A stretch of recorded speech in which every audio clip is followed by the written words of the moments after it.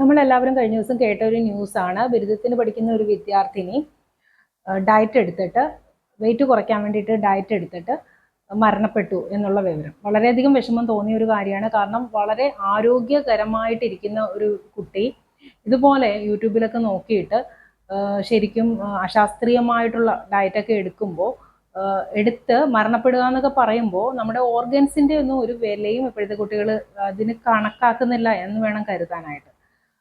നമ്മൾ ഒരു ഹോസ്പിറ്റലിൽ അഡ്മിറ്റ് ആകുമ്പോഴും അതുപോലെ ഡയാലിസിസ് യൂണിറ്റിലൊക്കെ കിടക്കുമ്പോഴും നമ്മുടെ ഓരോ അവയവത്തിൻ്റെയും വില നമുക്ക് നന്നായിട്ട് മനസ്സിലാകുന്ന കാര്യമാണ്.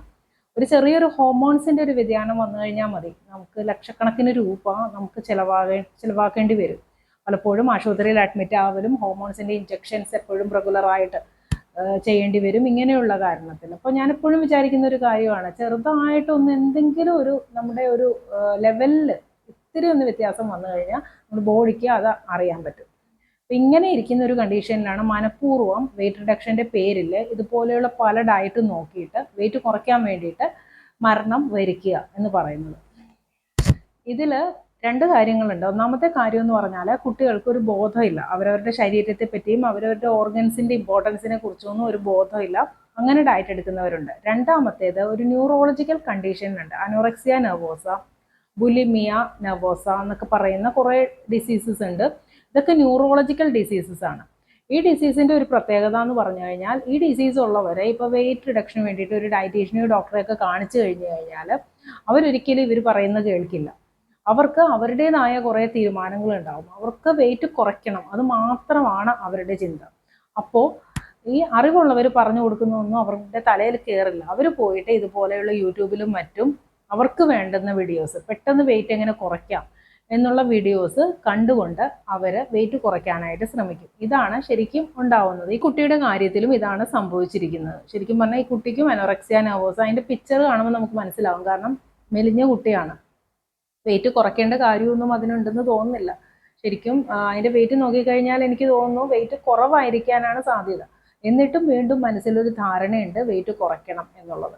അതൊക്കെ പേരൻസ് തന്നെ ഇങ്ങനെയുള്ള കുട്ടികളെ എന്താ ചെയ്യേണ്ടതെന്ന് വെച്ചാൽ ആദ്യമേ തന്നെ ഒരു കൗൺസിലിംഗ് കൊടുക്കണം, സൈക്കോളജിക്കൽ കൗൺസിലിംഗ് കൊടുക്കണം. അല്ലെങ്കിൽ ആ രീതിയിലുള്ള ട്രീറ്റ്മെൻറ്റ് വേണം കൊടുക്കാനായിട്ട്.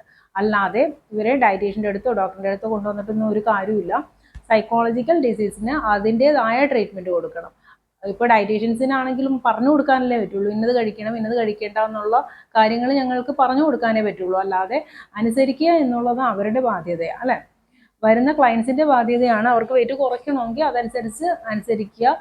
ഹെൽത്തി ആയിട്ട് വെയിറ്റ് കുറയ്ക്കാൻ ആഗ്രഹമുള്ളവർ ആ രീതിയിൽ പോകും. അല്ലാത്തവർ പെട്ടെന്ന് വെയിറ്റ് കുറച്ചാൽ മതി, എനിക്ക് എൻ്റെ ഓർഗൻസ് ഒന്നും വലിയ പ്രശ്നമില്ല, കിഡ്നിയോ ലിവറോ ഒക്കെ തകർന്നു കഴിഞ്ഞാലും വലിയ പ്രോബ്ലം ഇല്ല എന്ന് വിചാരിക്കുന്നവർ ഇതുപോലെ അശാസ്ത്രീയ മാർഗങ്ങളിൽ കൂടെ പോകും.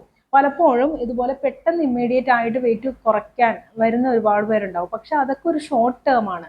ഈ കുട്ടി എന്ന് പറയുന്നത് ഒരു 6 മാസത്തോളം വെള്ളം മാത്രം കുടിച്ചിട്ട് വെയിറ്റ് കുറയ്ക്കാൻ ശ്രമിച്ചു എന്നാണ് പറയുന്നത്. അപ്പോൾ 6 മാസമൊക്കെ വെള്ളം മാത്രം കുടിക്കുക എന്ന് പറയുമ്പോൾ നമ്മുടെ കുടലൊക്കെ ഓട്ടോമാറ്റിക്കലി ചുരുങ്ങിപ്പോവും. അപ്പോൾ വേറെ ഫുഡൊന്നും കഴിക്കാൻ പറ്റാത്ത അവസ്ഥയായി മാറും. അപ്പം അതുകൊണ്ടാണ് എപ്പോഴും ഡയറ്റ് എന്ന് പറയുന്നത് ഒരു ചെറിയ കാര്യമൊന്നുമില്ല. അത് എടുക്കുമ്പോൾ വളരെയധികം സൂക്ഷ്മതയോടെ വേണം എടുക്കാനായിട്ട്. ഒരു മാസം കൊണ്ട് ഒരു 2 കിലോ കുറയുന്നതാണ് ഏറ്റവും ഹെൽത്തിയർ ആയിട്ടുള്ള വെയിറ്റ് ലോസ് എന്ന് പറയുന്നത്. അത്രയും കുറഞ്ഞാൽ മതി, അത്രയെങ്കിലും കുറയുന്നുണ്ടല്ലോ, അതിൽ നിങ്ങൾ സന്തോഷിക്കുക. പണ്ടൊക്കെ കുറേ കാലം മുമ്പ്, ഇപ്പോൾ യൂട്യൂബൊക്കെ ഇപ്പോഴാണല്ലോ ഇതുപോലെയുള്ള ഡയറ്റൊക്കെ യൂട്യൂബിൽ കൂടെ പ്രചാരത്തിലായത്. ആദ്യമൊക്കെ ഇങ്ങനെ ഡയറ്റൊന്നും അധികം പേരൊന്നും യൂട്യൂബിൽ ഇടാത്ത സമയത്തൊക്കെ എൻ്റെ അടുത്ത് ക്ലയൻസ് വരുമായിരുന്നു. അപ്പോൾ ആ സമയത്തൊക്കെ ഞങ്ങൾ പറഞ്ഞു കൊടുക്കുന്നതായിരുന്നു അവർക്ക് വേദവാക്യം എന്ന് പറയുന്നത്. അതുപോലെ തന്നെ ക്ലിയർ ആയിട്ട് നോക്കും, അവരുടെ ഹെൽത്തിന് അധികം ബാധിക്കത്തുമില്ല. പക്ഷേ ഈ യൂട്യൂബിൽ കൂടെയൊക്കെ ഇങ്ങനെ സാധാരണ ലേഡീസ്, ശരിക്കും പറഞ്ഞാൽ ഇവർക്കൊന്നും ഒരു ക്വാളിഫിക്കേഷനോ ഡയറ്റിനെ കുറിച്ച് എന്താണെന്ന് പോലും അറിയാത്തവരാണ് പലപ്പോഴും വീഡിയോസ് ഇടുന്നത്. അത് മില്യൺസ് ഓഫ് വ്യൂസ് ഒക്കെയാണ് ഈ വീഡിയോസിന് വരുന്നത്. തംബ്നെയിൽ കാണുമ്പോൾ തന്നെ ഒരു മാസം കൊണ്ട് 10 കിലോ കുറയ്ക്കാം, ഒരു മാസം കൊണ്ട് 20 കിലോ കുറയ്ക്കാം. ഇതൊക്കെ കണ്ടുകൊണ്ടാണ് ഈ കുട്ടികൾ ഇരിക്കുന്നത്. അപ്പോൾ എന്താ വിചാരം എന്ന് പറഞ്ഞാൽ, ഇവർ വിചാരം ഇപ്പോൾ ഡയറ്റീഷ്യൻ്റെ അടുത്ത് പോയിട്ട് 2 കിലോ അല്ലേ ഒരു മാസം കൊണ്ട് കുറഞ്ഞുള്ളൂ, അപ്പോൾ അതൊന്നും ശരിയല്ലല്ലോ, യൂട്യൂബിൽ പറഞ്ഞല്ലോ 20 കിലോ കുറയുമെന്ന്. ഈ ഒരു ധാരണയിലാണ് കുട്ടികൾ ഇരിക്കുന്നത്. ഒരു മാസം കൊണ്ട് 2 കിലോ കുറഞ്ഞാൽ മതി, അതാണ് ഹെൽത്തിയർ ആയിട്ടുള്ള വെയിറ്റ് ലോസ്. ഒരുപാട് വെയിറ്റ് കുറയുക എന്ന് പറയുന്നത് നമ്മുടെ അനാരോഗ്യത്തിൻ്റെ ലക്ഷണമാണ്. ഇപ്പോൾ ഡയബറ്റീസ് ഒക്കെ ഉള്ളവരെ നമ്മൾ ആദ്യമേ അവരെ മോണിറ്റർ ചെയ്യുന്നതെന്ന് വെച്ചാൽ പെട്ടെന്ന് വെയിറ്റ് ലോസ് ഉണ്ടാവുക. ഈ വെയിറ്റ് ലോസ് എന്ന് പറയുന്ന രോഗത്തിൻ്റെ ലക്ഷണമാണ്, പെട്ടെന്നുള്ള വെയിറ്റ് ലോസ്. അപ്പോൾ അതത്ര നല്ല രീതിയല്ല. ഹെൽത്തിയർ ആയിട്ട് വെയിറ്റ് കുറയ്ക്കണമെന്നുണ്ടെങ്കിൽ ഒരു മാസത്തിൽ 2 കിലോ കുറച്ചാൽ മതി.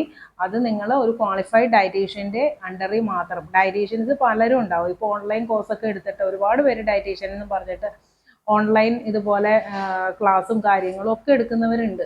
പക്ഷേ നിങ്ങൾ ക്വാളിഫിക്കേഷൻ നോക്കുക. ക്വാളിഫിക്കേഷൻ നോക്കിയില്ലെങ്കിൽ അത് നിങ്ങളുടെ ഒരു അപാകതയായിട്ട് കരുതാൻ പറ്റുള്ളൂ. ക്വാളിഫിക്കേഷൻ നോക്കിയിട്ട് അവരുടെ എക്സ്പീരിയൻസ് നോക്കിയിട്ട് അതനുസരിച്ചുള്ള ഡയറ്റീഷ്യൻ്റെ അടുത്ത് നിങ്ങൾ പോയിട്ട് വേണം കൺസൾട്ടേഷൻ എടുക്കാനായിട്ട്. അല്ലെങ്കിൽ ഇതുപോലെയുള്ള ബുദ്ധിമുട്ടുകൾ നിങ്ങൾക്ക് ഉണ്ടായിക്കൊണ്ടിരിക്കും. ദിവസം തന്നെ എൻ്റെ അടുത്തൊരു ക്ലയൻറ്റ് വന്നായിരുന്നേ. ആ കുട്ടിക്ക് ഏകദേശം ഒരു 45 കിലോ ഉള്ളൂ. ശരിക്കും അതിൻ്റെ ഹൈറ്റിനനുസരിച്ച് അതിന് 50 കിലോ വേണം. അത് അണ്ടർ വെയിറ്റ് കാറ്റഗറിയിലാണ് വന്നിരിക്കുന്നത്. എന്നിട്ടും ആ കുട്ടി എന്നോട് പറയുന്നത് എനിക്ക് വെയിറ്റ് കുറയ്ക്കണം വേണം.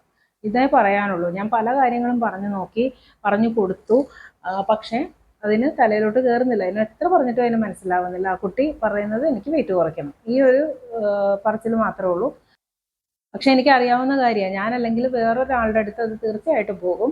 അല്ലെങ്കിൽ ഇതുപോലെ യൂട്യൂബിലോ അശാസ്ത്രീയമായിട്ടുള്ള രീതിയിലുള്ള ഡയറ്റോ ഒക്കെ അത് ഫോളോ ചെയ്യും. അങ്ങനെയാണ് അത് പോയിരിക്കുന്നത്. ഇങ്ങനെ പല വീടുകളിലും നമുക്ക് കാണാൻ സാധിക്കും ഇതുപോലെയുള്ള കുട്ടികളെ. അപ്പോൾ അവർക്ക് ആദ്യം ഒരു സൈക്കോളജിസ്റ്റിൻ്റെ അടുത്ത് കൊണ്ടുപോയിട്ട് ഒരു കൗൺസിലിംഗ് കൊടുക്കാം. നല്ല ഫലപ്രദമായിട്ടുള്ള കൗൺസിലിംഗ് തന്നെ കൊടുക്കാം. അതിനുശേഷം കറക്റ്റായിട്ട് പ്രോപ്പറായിട്ടുള്ള ഡയറ്റും നോക്കിക്കഴിഞ്ഞാൽ അവരുടെ പ്രോബ്ലംസ് ശരിക്കും സോൾവ് ആകുന്നതായിരിക്കും. അപ്പോൾ എല്ലാവരും ഒന്ന് ശ്രദ്ധിച്ചോളൂ. Stay healthy and be happy.